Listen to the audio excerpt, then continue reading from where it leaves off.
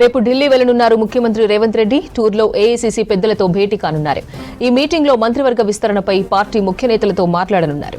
వచ్చే నెల 7లోపై మంత్రివర్గ విస్తరణ ఉంటుందన్నారు కాంగ్రెస్ నేతలు. ఇక రాష్ట్రంలో జరగనున్న ప్రజాపాలన విజయోత్సవాలకు పార్టీ ముఖ్య నేతలను ఆహ్వానించనున్నారు.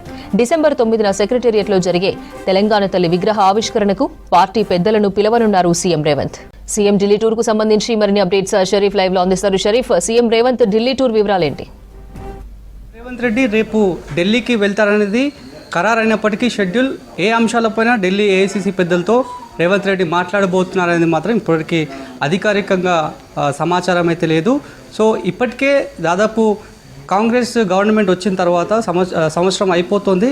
ఇప్పటికే విజయోత్సవ సభలను సమావేశాలను కూడా ఏర్పాటు చేస్తామని చెప్పి అధికారికంగా పార్టీ ప్రకటించింది. మరొకవైపు చాలా కాలంగా క్యాబినెట్ విస్తరణ అనేది పెండింగ్లో ఉంటూ వస్తుంది.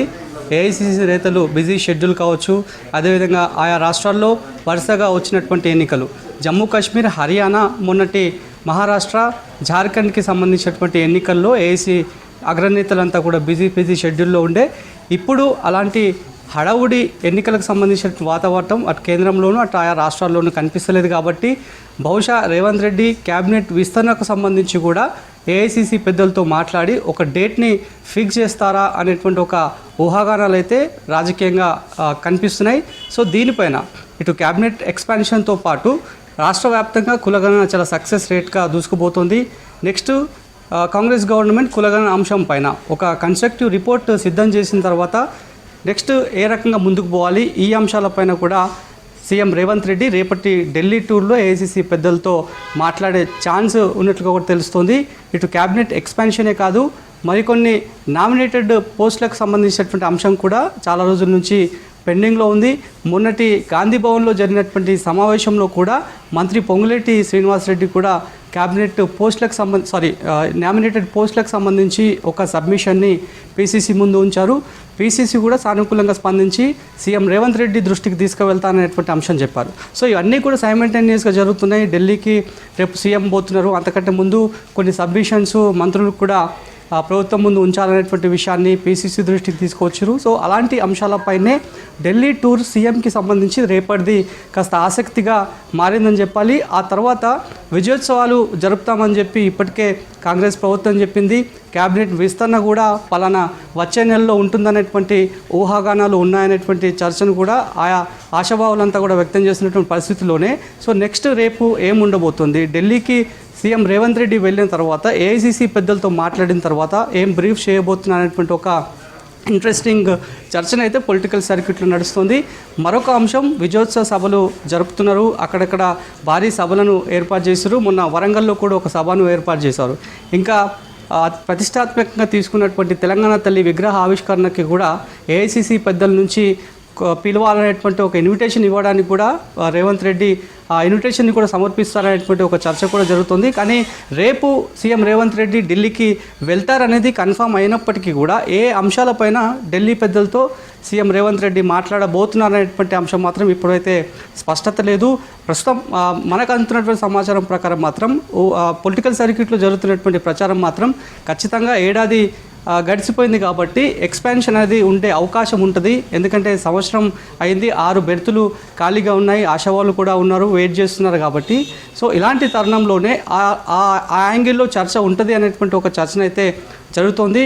సో పూర్తి స్థాయిలో ఢిల్లీకి రేపు సీఎం వెళ్ళి వచ్చిన తర్వాత ఏం బ్రీఫింగ్ ఉంటుందో అనేది ప్రస్తుతానికైతే చర్చ జరుగుతోంది. షరీఫ్, టూర్లో ఎవరెవరిని కలిసే ఛాన్స్ ఉంది? సో ప్రస్తుతానికైతే ఢిల్లీకి సీఎం రేవంత్ రెడ్డి వెళ్తారు అనేదే అధికారికంగా అంటే సమాచారం అయితే బయటికి రేపు షెడ్యూల్ ఫిక్స్ అయిందనేది మాత్రం స్పష్టంగా ఉంది.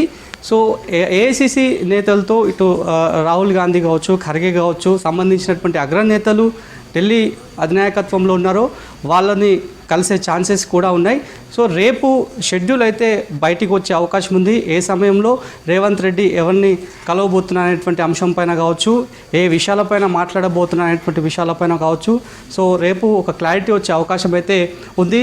ఎందుకంటే ఇప్పటికే కులగణనకు సంబంధించి విపక్ష పార్టీలు ఎంత రాద్ధాంతం చేసినప్పటికీ కూడా నేరుగా రాహుల్ గాంధీ రావడము, దానికి సంబంధించి సంప్రదింపుల సభను ఏర్పాటు చేయడము, ఇంటలెక్చువల్ని కలుపుకొని ఏ సాధ్యాసాధ్యాలు ఉన్నాయి, ఏ రకంగా కులగణన జరిగితే ఎవరెవరికి ఏ వర్గం వారికి సానుకూలంగా ఉంటుంది, వాళ్ళకి లబ్ధి చేకూరుతుంది అనేటువంటి చాలా అంశాలపైన ఒక క్లారిటీ ఇచ్చారు. కాబట్టి కులగణన అయితే నడుస్తోంది. ఇంకా కన్స్ట్రక్టివ్ రిపోర్ట్ సిద్ధం చేసిన తర్వాత చట్టపరంగా ఏ రకమైనటువంటి స్టెప్ని కాంగ్రెస్ ప్రభుత్వం తీసుకోవాలి అదే అంశాలపై పూర్తి స్థాయిలో ఏఐసీసీ నేతలతో మాట్లాడతారు. ఆ తర్వాత చాలా కాలంగా పెండింగ్లో ఉన్నటువంటి క్యాబినెట్ విస్తరణ కూడా పెండింగ్లో వస్తుంది. కాబట్టి సో ఎన్నికల షెడ్యూల్ ప్రకారమే పెండింగ్లో పడుతూ వస్తుంది. At the same time nominated పోస్టుల భర్తీకి సంబంధించి ఇక్కడ ఉన్నటువంటి రాష్ట్ర అధినాయకత్వం కూడా పట్టుబడుతుంది.